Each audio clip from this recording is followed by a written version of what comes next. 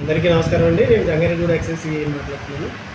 మన Jangareddyguda excise station పరిధిలోని కుకునూరు, వేలేరుపాడు, జీలుగుమిల్లి, జంగారెడ్డిగూడ మండలాల్లో 24 గ్రామాలను సారా ప్రభావిత గ్రామాలను గుర్తించడం జరిగింది.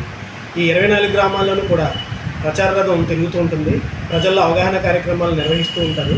అలాగే గ్రామ లెవెల్ కమిటీలు అంటే ఆ విలేజ్ సర్పంచ్ గారు, విఆర్ఓ గారు, ఆ సంబంధిత అడాప్షన్ ఆఫీసరు వీళ్ళు ముగ్గురు కలిసి ఒక కమిటీని కూడా ఏర్పాటు చేయడం జరుగుతుందండి.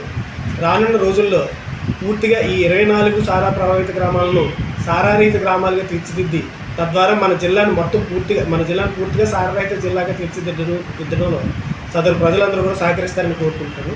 నమస్కారం.